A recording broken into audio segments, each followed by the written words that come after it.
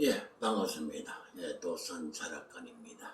예, 오늘은 운명의 12운성, 운명의 별, 세 번째 양에 대해서 설명을 드리겠습니다. 양은 낳는다, 출생한다, 출생을 나타냅니다. 앞에서 했던 태는 엄마 뱃속에서 태아로서 자라나는, 성장하는 거죠. 성장하는 과정에서 불미스러운 일이 엄마의 뱃속에서 불미스러운 일이 생길 수도 있습니다. 그래서 불미스러운 일이 그게 그런 유형의 사람들은 아주 위험하다고 제가 말씀을 드렸고요. 그리고 오늘은 출생은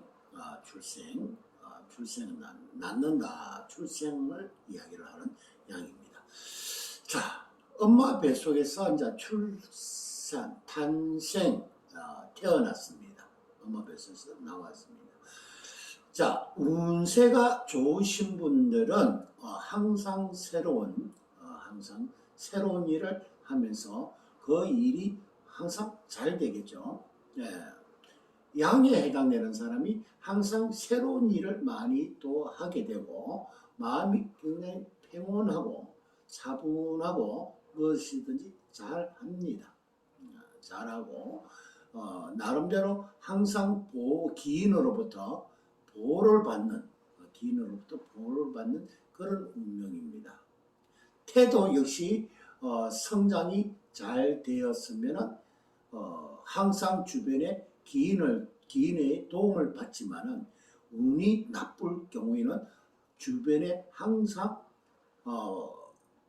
생명을 해치려고 또는 태에 해당되는 사람을 해하기 위한 사람들이 주변에 항상 있기 때문에 누군가가 나를 죽이지 않을까 하는 그런 어떤 강박관념 또는 그런 어떤 공황장애를 갖고 있을 수 있지만 운이 좋은 사람은 항상 주변에 도와주는 사람들로만 있습니다.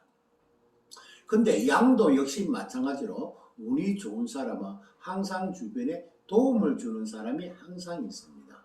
근데 운이 나쁜 사람은 엄마로부터 버림을 받아요.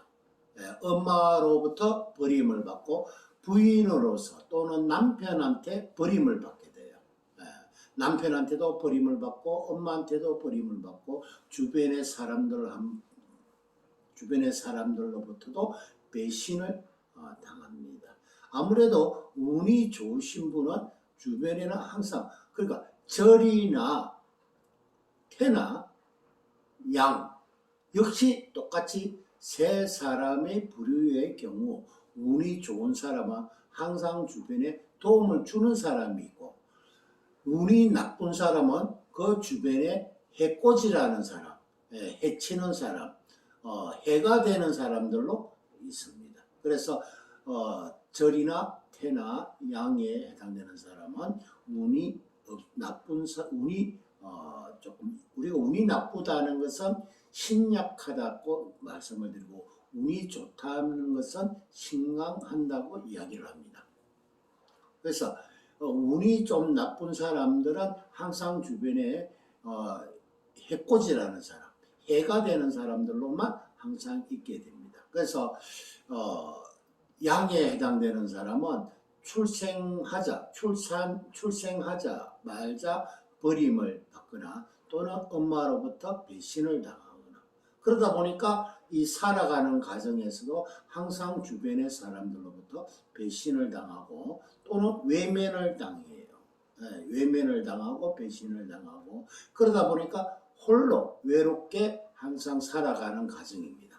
그러다 보니까 원망의 씨앗이 자라나죠. 그래서 항상 부모를 원망하고 또는 하늘을 원망하고 주변 사람들을 원망합니다. 나는 잘하고 있는데 주변에 부모가 잘못 만나서 부모가 나빠서 이렇게 내가 불행해진다라고 생각하고, 또는 조상이 나한테 해준 것이 없는데 내가 왜 조상을 모셔야 되나 하는 그런 원망, 조상에 대한 원망이나 부모에 대한 원망. 부모가 나한테 물려준 재산도 없는데 내가 왜 부모를 모셔야 되나, 이런 형태의 원망을 하게 되고, 그런데 운세가 좋은 사람은 부모로부터 많은 것을 또 물려받게 돼요. 유산을. 그래서 양에 태어났던 사람이라서 두 가지 부류, 부모한테서 유산을 물려받거나 아니면 유산을 물려받지 못하면 부모에 대한 원망으로 가득 찹니다. 원망, 원한, 또는 배신을 당했기 때문에 원한도 가지고 있고 원망도 같이 존재를 하게 됩니다. 그래서 세상 살아가면서 모든 사람들에게 원망과 원한, 그리고 항상 하늘에 대한 그런 원망도 같이 가지고 있습니다. 그래서 가끔은 복수심도 항상 가지고 있죠. 자기를 버린 사람, 자기를 외면한 사람, 자기를 해코지한 사람에 대한 어떤 복수심도 항상 가지고 있습니다. 예. 그래서 이 주변에 있는 사람들이 항상 자기를 해코지라는 사람, 자기를 해하는 사람으로 이렇게 알고 있기 때문에 주변의 사람을 항상 조심하고 경계하고, 그리고 자기를 해코지한 사람에 대한 어떤 응징이나 복수심이 항상 도사리고 있습니다.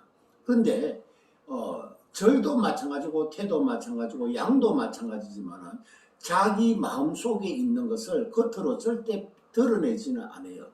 겉으로 드러내지 않고 마음속에 깊이 간직하고 있는데, 가끔은 자기 마음을 겉으로 말로 표현할 때 있습니다.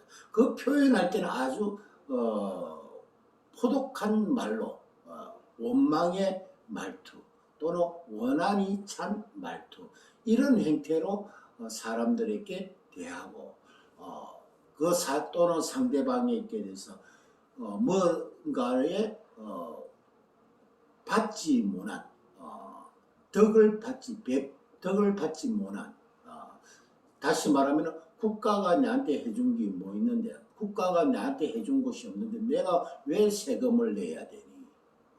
내가 세금 낸 거 갖고 국가가 나한테 해준 것이 없는데 내가 왜 국가를 위해서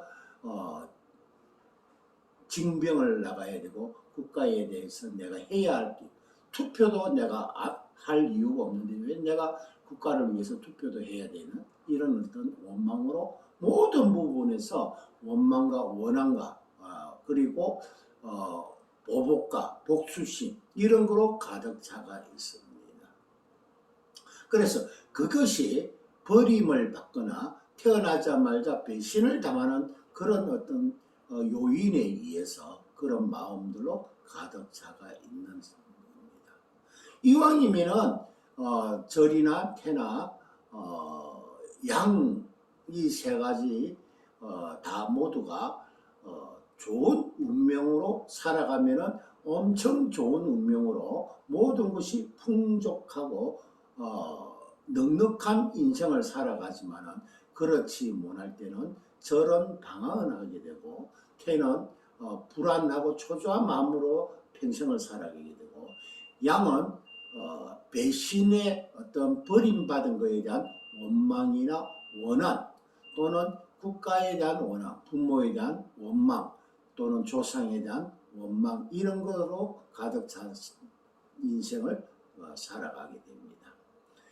태는 항상 누군가가 자기를 죽이지 않을까 하는 그런 어떤 공황장애로 살아가고, 절은 자기가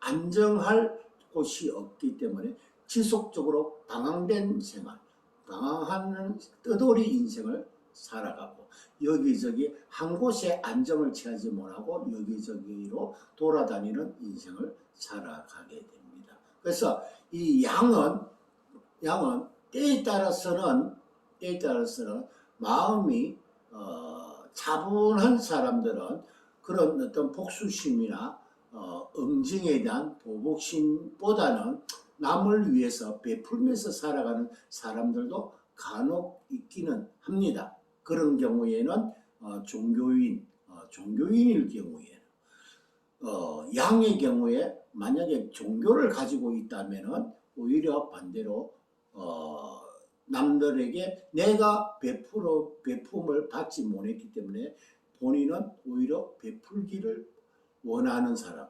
그런데 그 마음속은 진실인지 가식인지는 알 수가 없습니다. 왜? 마음속에는 항상 보복과 복수를 같이 항상 마음속에 있기 때문에 자기가 받지 못한 것을 오히려 사람들에게 베풀어야 되겠다는 마음도 역시 보복이거든요. 내가 부모로부터 받지 못해서가 자기 자신은 남을 위해서 베풀어 보겠다는 것은 역시 이것도 하나의 보복 심리입니다. 그래서 보복과 복수심, 이것이 같이 공존하는 그런 형태가 바로 출생양에 해당되는 12윤성입니다. 그래서 12윤성의 세 번째 이 양은 여러 가지 어떤 그 뜻, 의미를 갖고 있지만은 가장 대표적인 것이 보복심과 복수심, 그리고 응징한다는 그 부분을 가지고 있기 때문에, 또 겉으로는 역시 절이나 태나 양은 겉으로 표현은 하지 않습니다. 다시 말하면은 우리가 이런 말 있죠. 양의 탈을 쓴 늑대라는 말 있죠. 양의 탈을 쓴 늑대. 절이나 태나 양은 겉으로는 굉장히 착해 보이지만, 아주 순하게 보이지만 그 속을 알 수가 없습니다. 그래서 겉은 양처럼 굉장히 고운데 그 속에는 늑대가 들어있는 그런 유형의 사람이라고 보시면 됩니다. 자, 이해가 되시면 좋아요 한번 눌러주시고요. 예, 감사합니다.